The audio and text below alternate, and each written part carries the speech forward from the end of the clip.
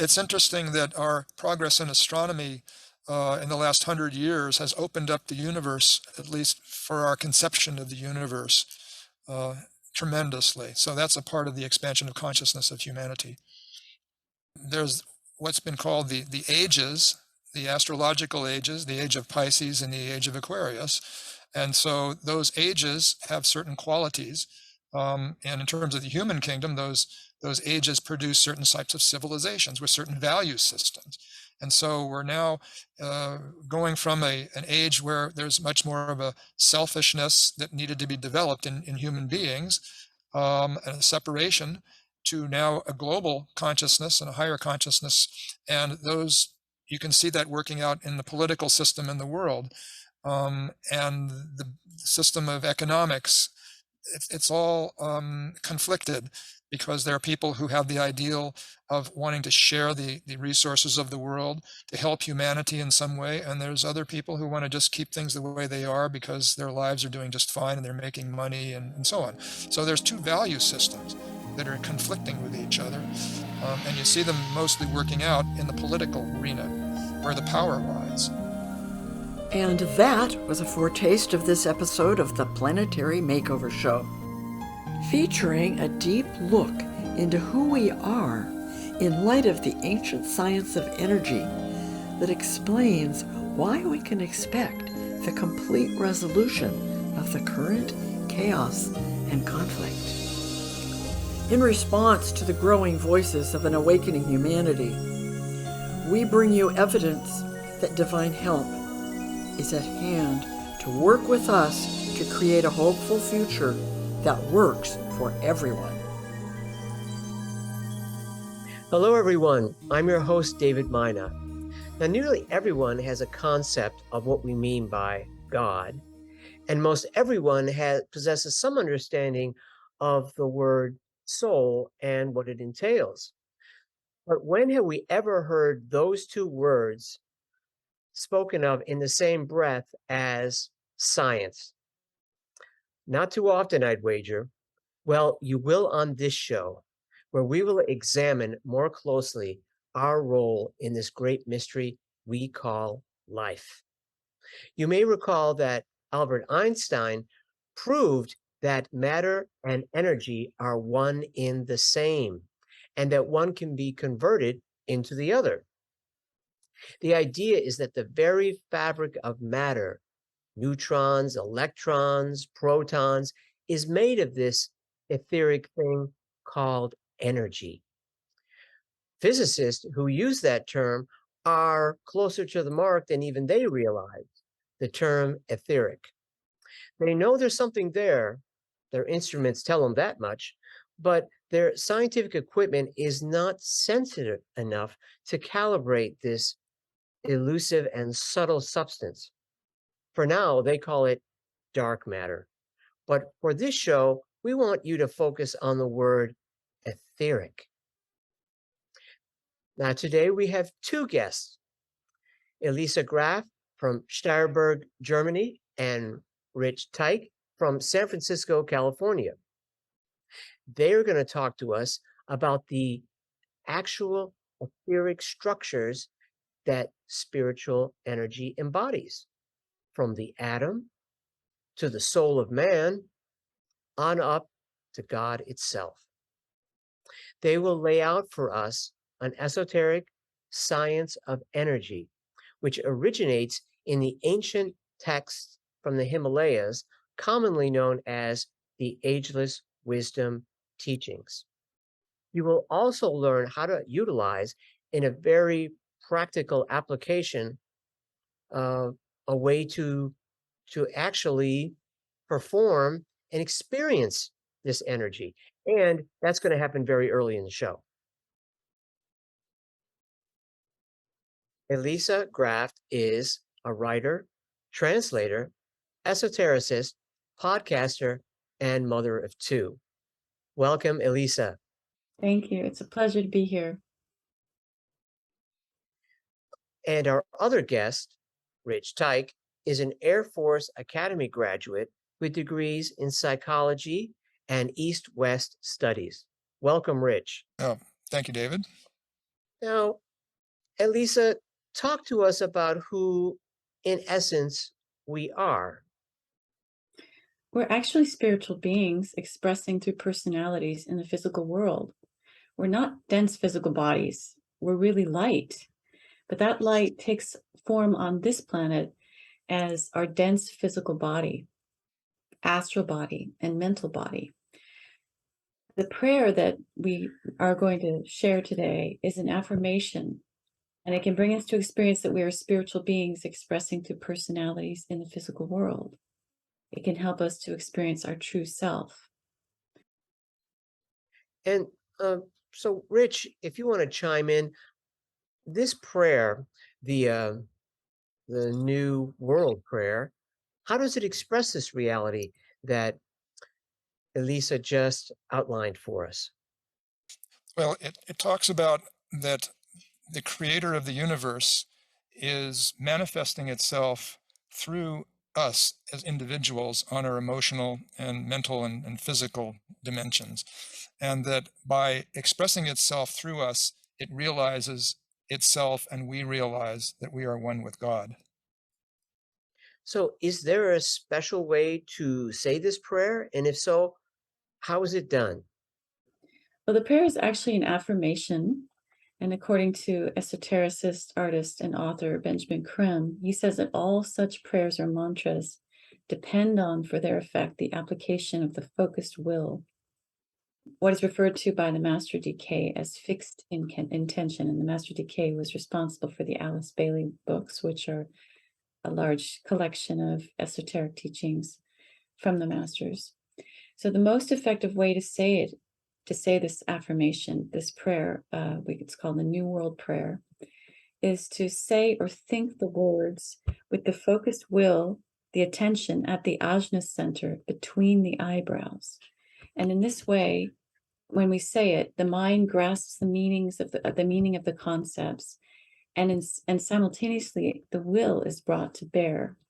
And these concepts are then activated in us, and then the mantra has its effect. Why don't we go ahead and read the New Age prayer and do a meditation for just 1 minute?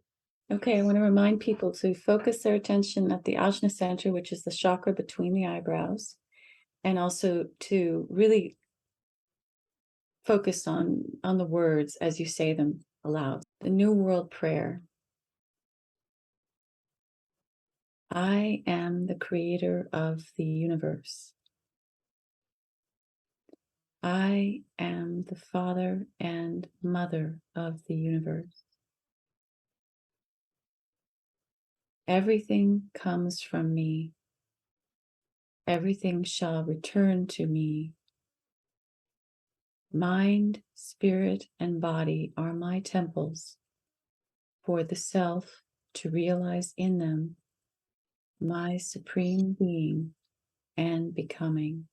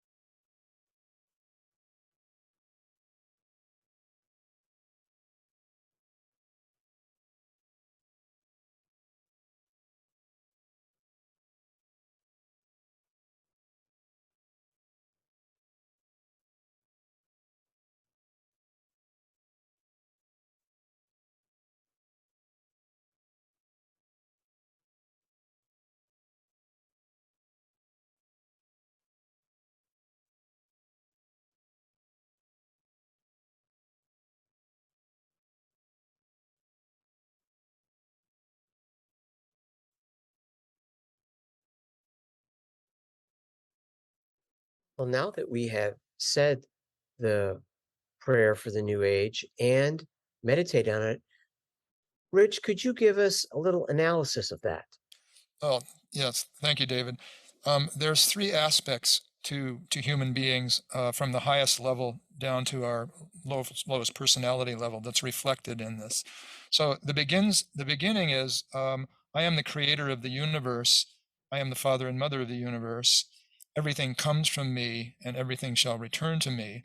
So it's not that you are the personal creator of the universe. It's that you're identifying with this higher aspect of yourself, which is one with the creator of the universe. So is an affirmation. It means that you are intending that you will realize your true nature as the higher being that you are. And so that's what's new about the New Age. People just think about themselves as a separate personality, a separate body. But in fact, in the New Age, people will realize the higher aspect of themselves. And that's one of the goals for this New Age. So everything comes from me, everything shall return to me is like the reincarnational aspect, where the soul is, which is the aspect of yourself which has all your personality memories down through your time in incarnation, and it's a breathing forward and a pulling back again at the end of your life. And what you retain, of course, is all your experience that you have, and hopefully your intelligence and your love will turn that into wisdom. And eventually that all that you have become through your incarnational process will be returned to the highest aspect of yourself, that aspect of God, which in technical terms is called the monad, and that will be put at service to the plan of God through the purpose of God on this planet. So each person, being a spark of God, realizes themselves who they truly are, and the personality over all the incarnations, all that experience is stored in the soul. It's turned into intelligence, into love, wisdom, and into will or purpose, and is put at the service of the whole being who ensouls this planet and the solar system. So the purpose of this affirmation is that you can begin to think about yourself in that way, intending that that's who you will become. So energy follows thought. So as you put this thought out of who you really are and what you intend to be, then your energy of who you are will begin to follow that, and so you will begin to manifest that. But you first have to start with the intention that that's the case. Thank you for elucidating that, Rich. It makes the prayer mean so much more. I know it does to me, and I'm sure to a lot of other people who may have heard it for the first time today or who have been practicing it for years. And that's the New World Prayer, also known in some circles, not to confuse anyone, as the prayer for the New Age. So those two would be one in the same. And since you put this in a larger context for us and shown us that we're more than just the sum of our parts or the person we see in the mirror, I'd like to talk about the personality and get into what the personality is, because this is generally what we all think we are or identify with. And perhaps you could expand upon that for us. Well, there's the physical body, of course, and many of us are still at a point where we identify very strongly with the physical body. Most people do. The physical body also has an etheric counterpart, which is like the blueprint of the body. So it's they're kind of seen as sort of one, essentially. So we generally just think of the physical body, but there's an etheric counterpart, which is at a higher vibration as well. Then there's also the astral or emotional body, and that's where our emotions reside. We most of us are actually situated, in a sense, in terms of our consciousness on the astral or emotional level. And then there's a mental body, of course, and the mental plane where the mental body exists or resides is also the plane on which the masters can be found. That's the plane they operate from. These three components, the emotional or astral, the mental, and the dense physical with its etheric counterpart, these make up, from the esoteric point of view, the personality. And this personality changes from life to life, of course, because we're only here for a time and then we're gone again for a bit, but we come back. Right. So we come back again and again. There's reincarnation. Tell us more. Well, in order to evolve, it takes many, many hundreds of thousands of life experiences. And so it's a very long process for us to evolve through, from the dense physical, from our orientation, our identification with that, to who we really are. as souls in incarnation and beyond. So, but maybe Rich would like to add something to that.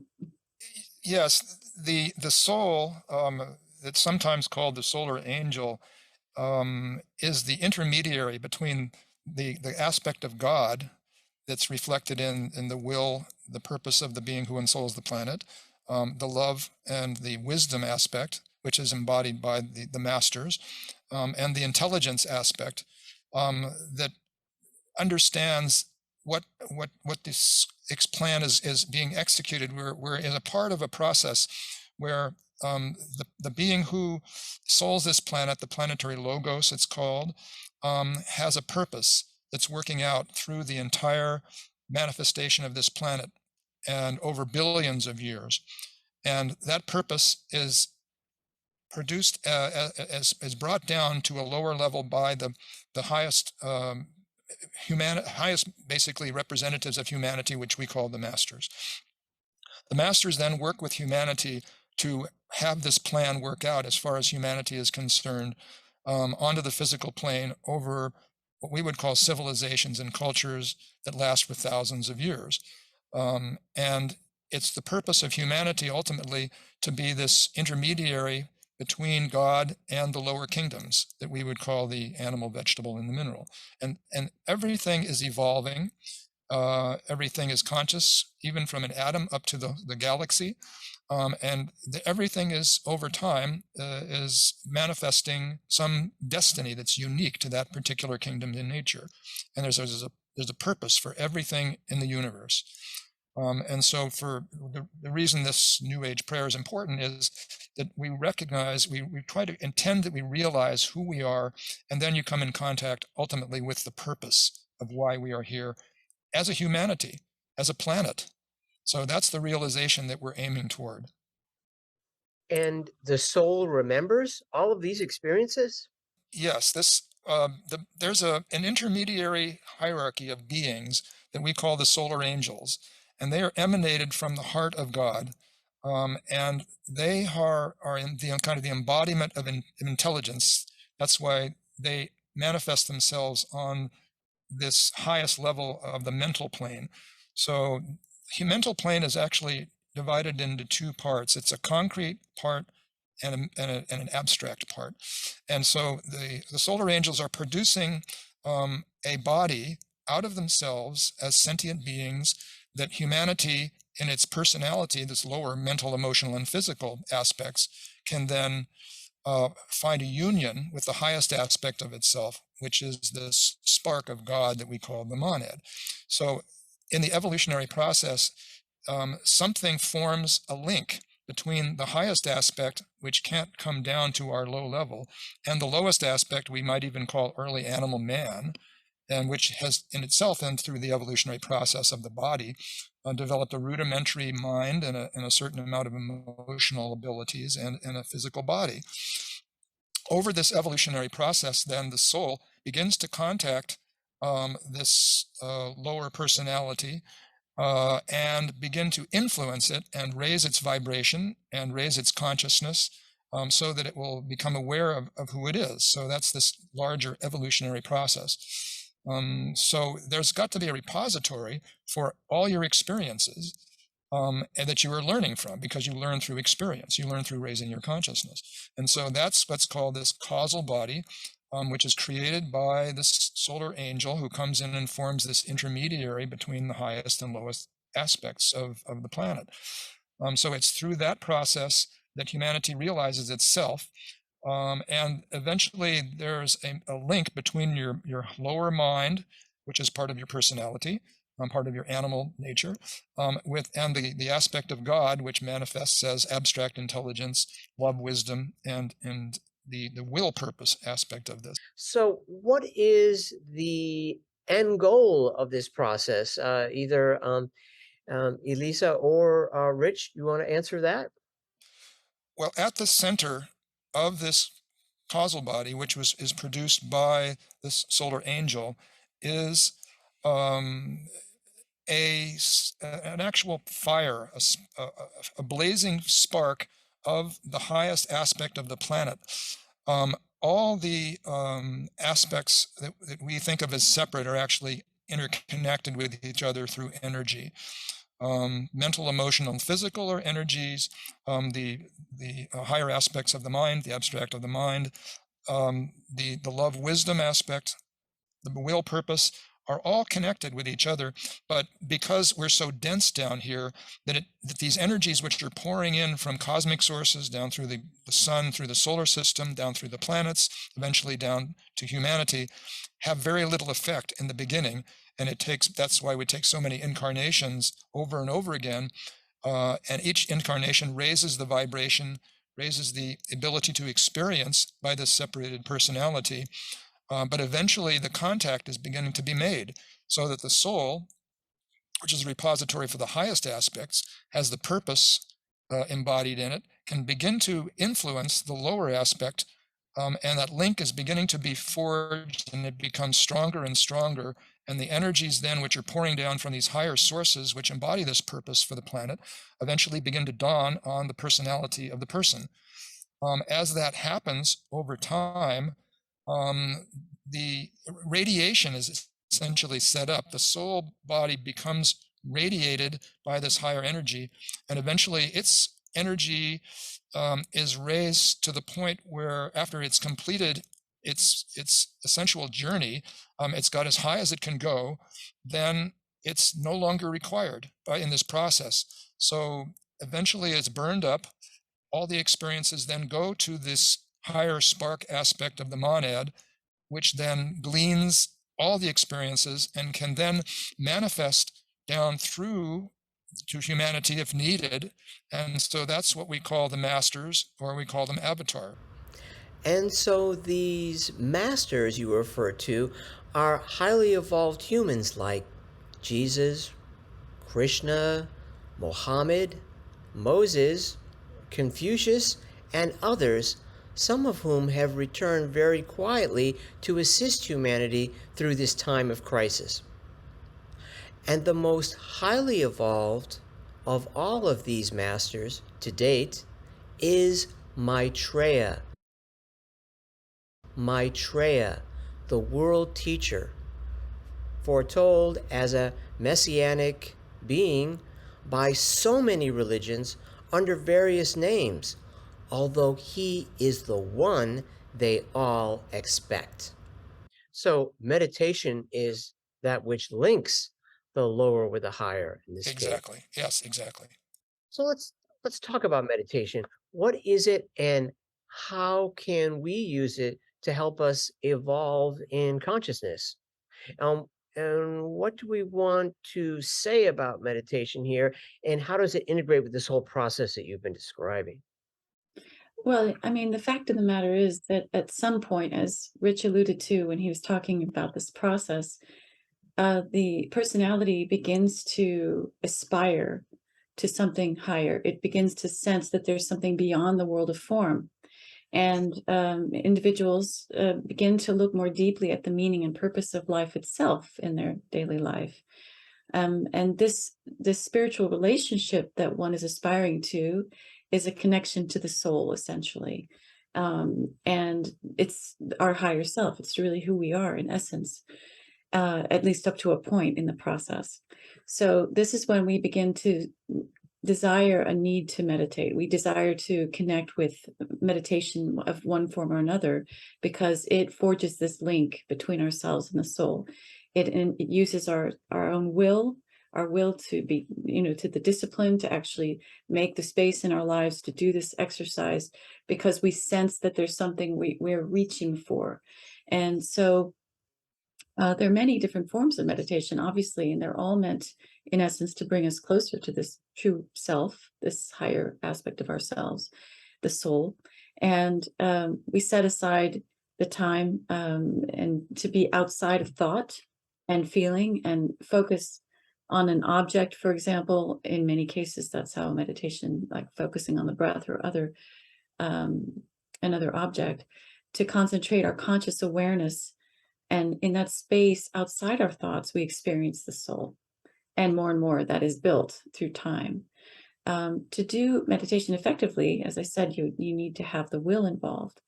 And so we have to aspire to evolve. We have to be conscious of that.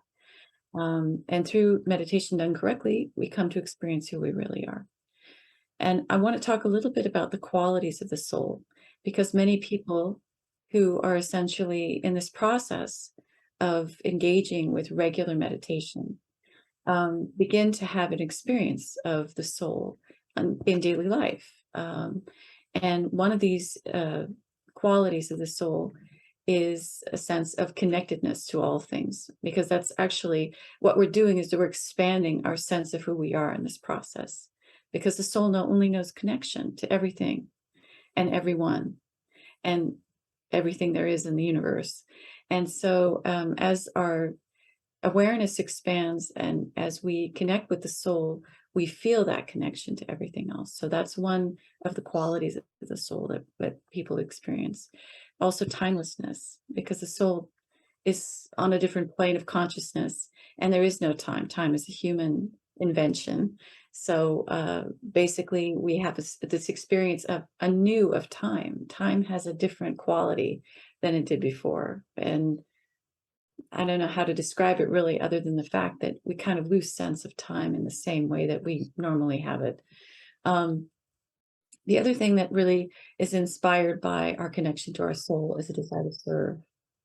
And I'd say that's the most important one, because as we feel this connection to all things and all beings, we have a desire to serve all things and all beings. We feel this connection. We want to give of ourselves in this special, an altruistic way. So, because the soul seeks to serve the plan of God, and it expresses nothing other than service. How do we begin to experience and express even more of these qualities as we meditate? I know you have described some of them. I was thinking too of things like greater health, better intuition, more calm and more balanced emotional state, an enhanced ability to express the love nature, and everything else that you had mentioned. Are there any other experiences or uh, experiences that we will be able to walk through, and qualities that we will be able to express as we continue meditating year after year and perhaps lifetime after lifetime? Well, I was going to say the intuition obviously is a really good example. The intuition is coming from the soul level. It's actually called the higher mind. There's the higher mind and the lower mind. I think Rich alluded to that as well. And actually, maybe Rich, you'd like to speak about the connection between the higher and the lower mind. Yes, I was thinking about what David was asking about the manifestations of this. And so, since the masters are working with the purpose and producing a plan for humanity, it works out through their disciples who are on the path to becoming masters. And you usually see them as making some unique contribution to culture for humanity. And so you'll see them in any field that you would see civilization advancing, in music, in the arts, in literature, in politics, in education, in spirituality, in religion, in science, in education, all of these areas where you see some person who's made special contributions over time are very close to full realization. And so that's how it manifests for us. Those are the contributions, the service which people perform in their lives that makes a lasting contribution to the development of humanity through our civilization and culture. And not only humanity, but where we are advancing through service, apparently, and meditation, moving up into the next kingdom. We're going from the fourth being humanity, mineral, plant, animal, human, to the fifth, which is the also known as the kingdom of souls, where the masters reside. And could you talk a little bit about the spiritual kingdom? Yes, our responsibility as human beings is to help the evolution of all the kingdoms in nature. As Rich also said, we're an intermediary between God and the lower kingdoms. We are the custodians of the lower kingdoms of nature.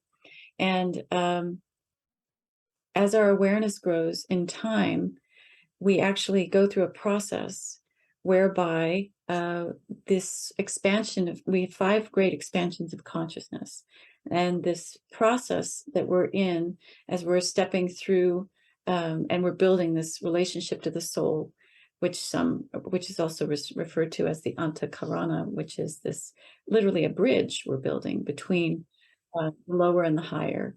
As we reach a point whereby the elementals, the Devic beings that are actually making up the matter of all of our bodies, including on these other levels, on the emotional level, on the mental level, they're tiny little lives that are actually making up our physical forms.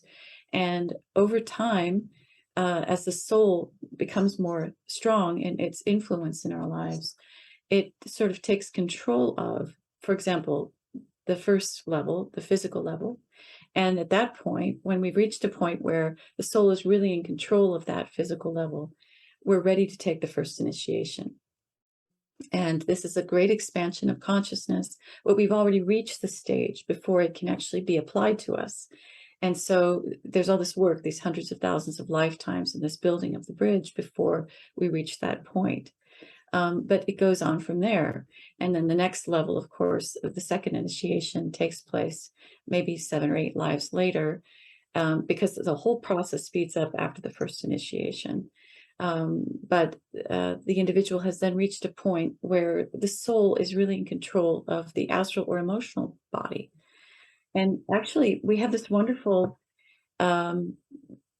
list of initiates in Benjamin Crem's books, My Transmission II, where he has asked his master to kindly give us a picture of how, at what point of evolution any of these great people throughout history who have contributed, as Rich was talking about, to humanity through their service.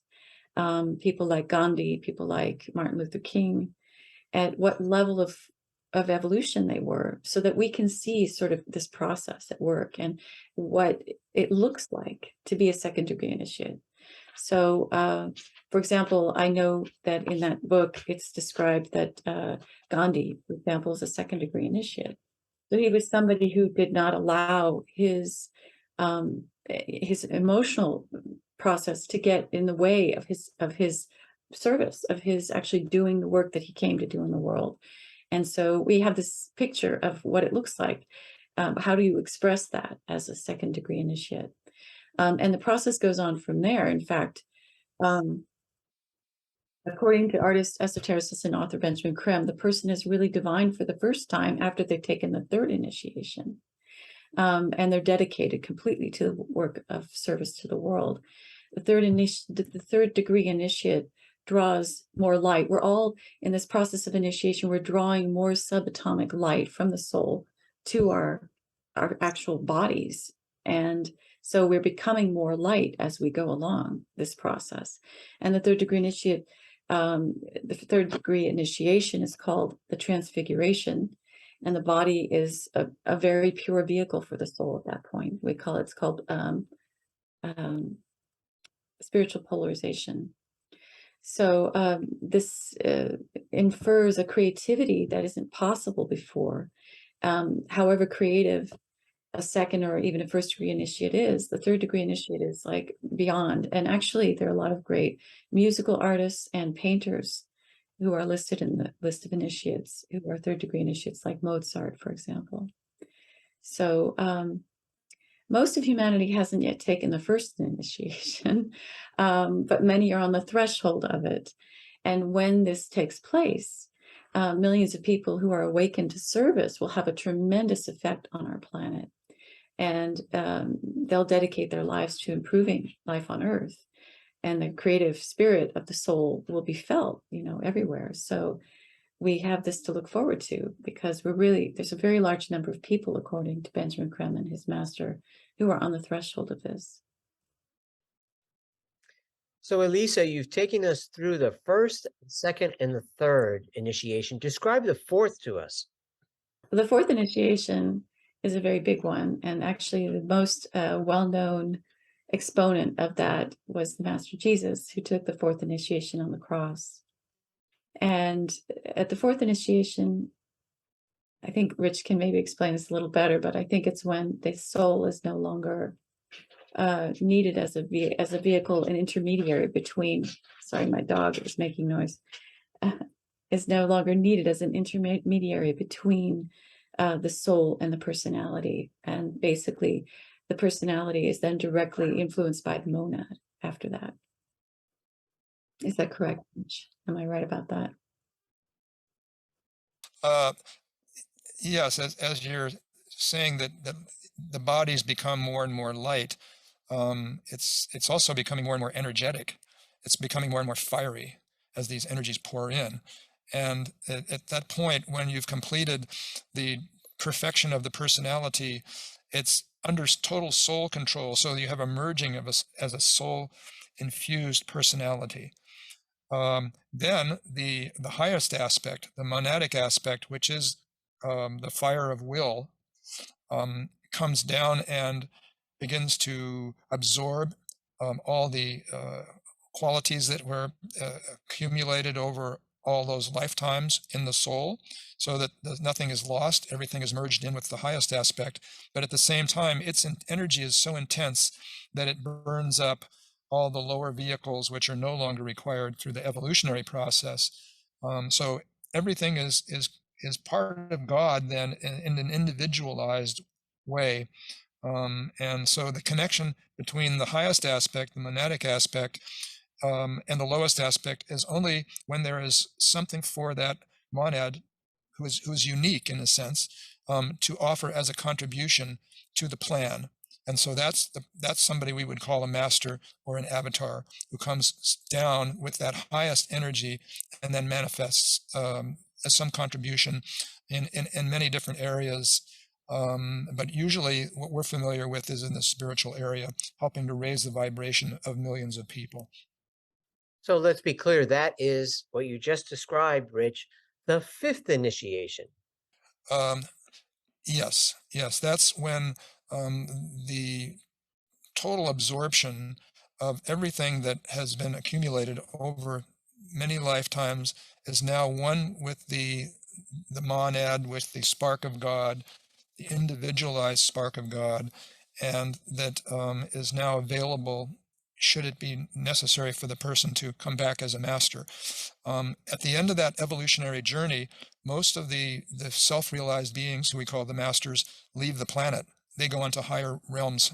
There are other higher planets than the Earth, and a small group stay behind on this path of Earth service. And so that's when we see the masters that have been revealed through Helena Blavatsky and the Theosophical Society, the Master Moria and the Master Kutumi and the Master Jesus, and other masters, which are along different lines. And so those are the ones that we are familiar with publicly. Just to summarize what you had said, the first initiation is when we get control of the physical body and the appetites of the physical body.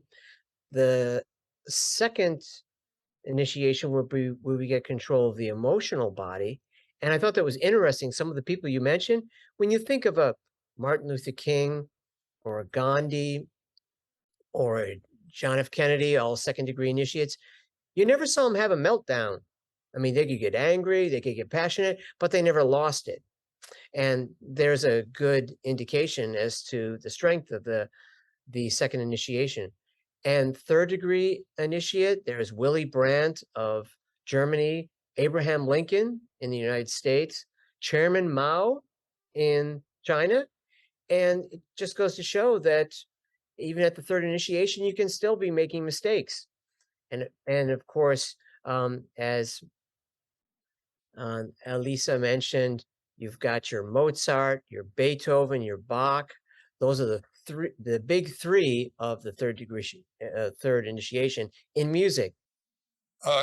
Yes, I think what we're seeing is a snapshot of time, and that it's hard for us to imagine what this new period is going to be when we have eventually, over the next 2,500 years, millions of people becoming masters of wisdom.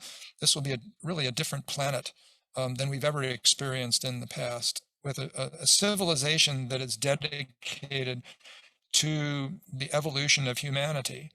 A civilization where everybody will be given whatever they need to advance, and that the new techniques for meditation, it's just hard to imagine how amazing and beautiful and fulfilling for the purpose of this planet will be when humanity advances to that extent. In terms of today, you can see that the conflicts that are going on, the stresses, the strains, that are going on, is because the being who ensouls the planet is just completing an initiation.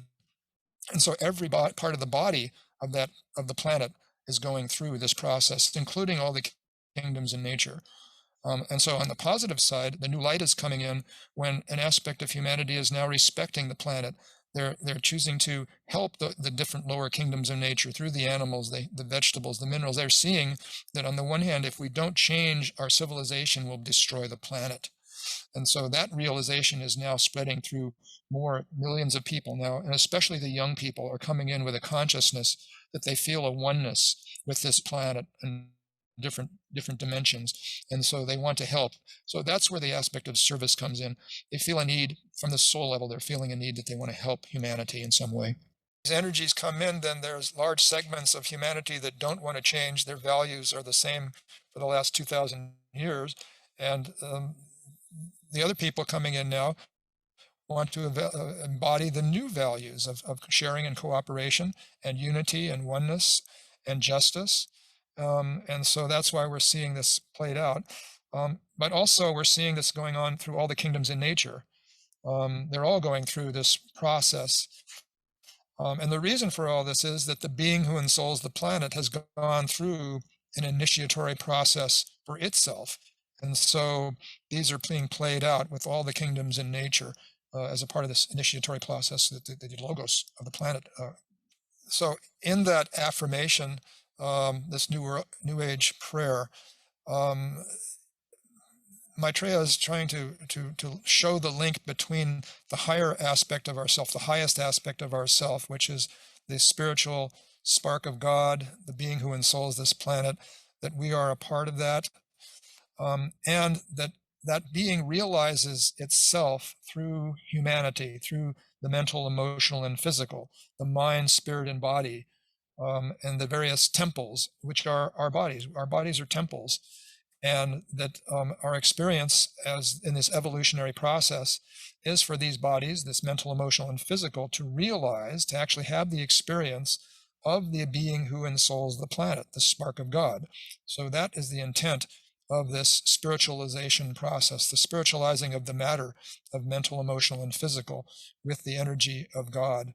And so in this new age that we're entering into, that will be kind of the guiding symbol. This process that of becoming divine will be what the whole purpose of this process for the New World religion. The individual bodies are made up of countless tiny lives, and as the energy pours in from the soul into these mental, emotional, and physical bodies, which are made up of these tiny lives, just like your physical body is made up of trillions of cells, and the cells are all alive. The cells have their own individuality in a sense, separate existence, but they're all part of the whole.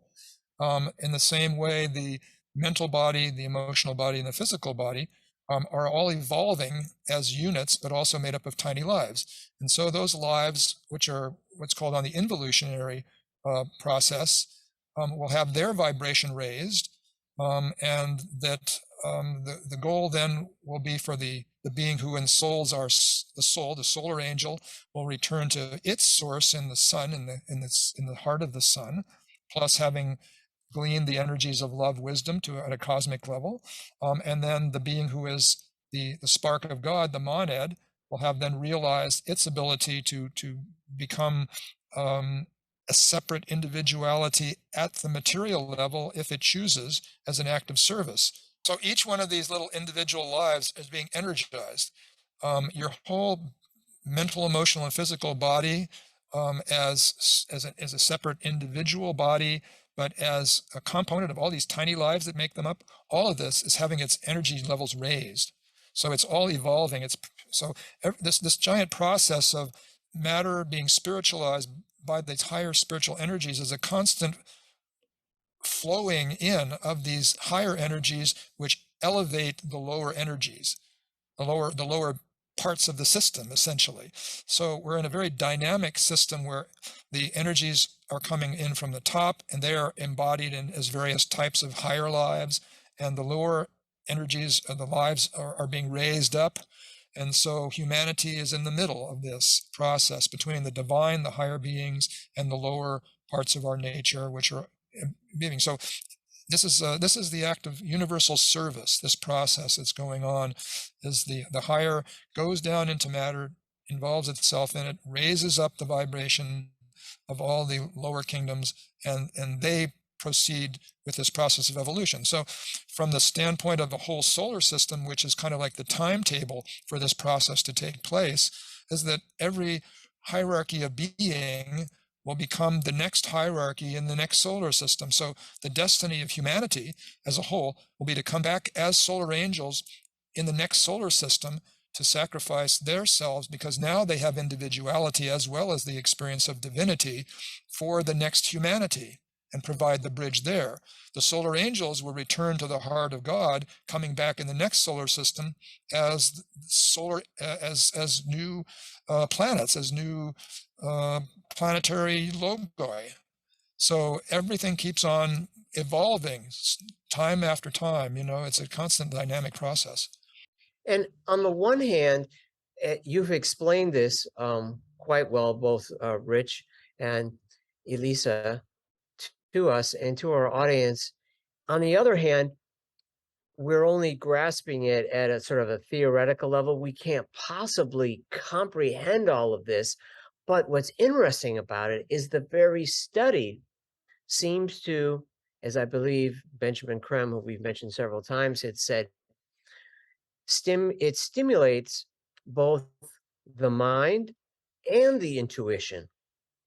And I believe that he had made that comment in reference to the books of Alice A. Bailey, who was working with the Master of Wisdom, Jual Cole, and preceded Benjamin Creme in educating humanity on the Ageless Wisdom teaching.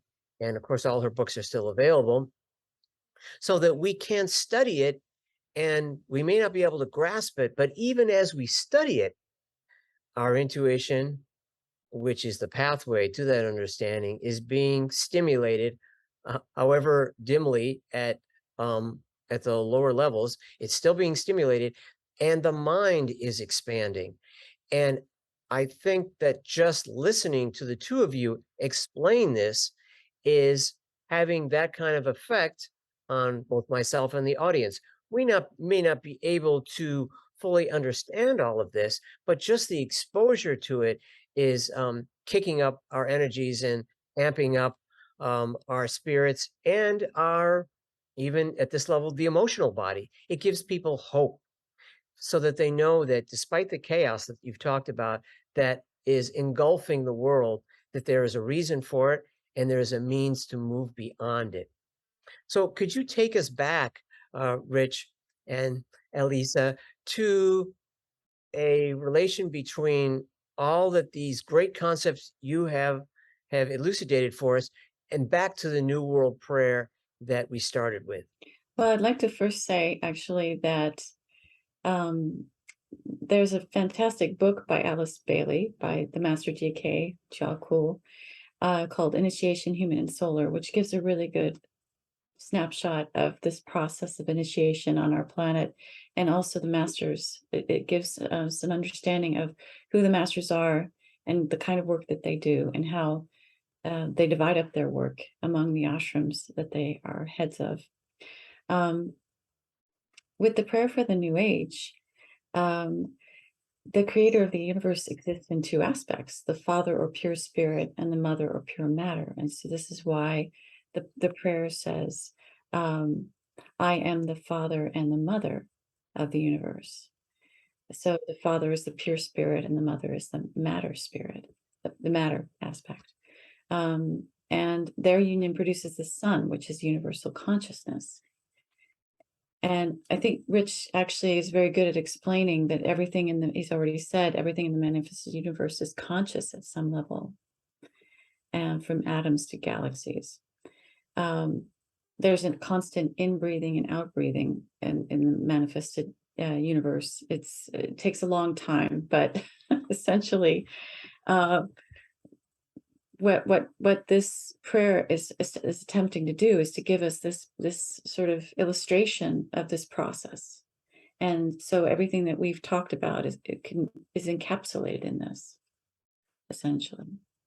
And it's not just mind expanding, it's soul expanding in a sense. And it's, as I said, giving hope to humanity and inspiration and helping us move through this transitory period in this age onto a higher civilization that it is hinting at that we can create. Rich, did you have any final thoughts as well? Well, I think that the challenge of moving between cycles, this law of periodicity that we're involved in now between the age of Pisces and the age of Aquarius, is creating the conflict between people who have belief systems and a civilization structure that's been developed over the last 2,000 years. And now those ideals are no longer relevant. Not only that, but those ideas are destroying the planet if the people embody those ideas. We have new people coming in who have a greater sense of the nature of the oneness of humanity. And so that's why we're seeing the conflict between people with two different ideological viewpoints, and it's becoming very polarized. But that's necessary so that people will be stimulated to make a choice about which side they are on. And so that's why we're seeing this sort of cleavage operating, as it were, between people of different ideologies.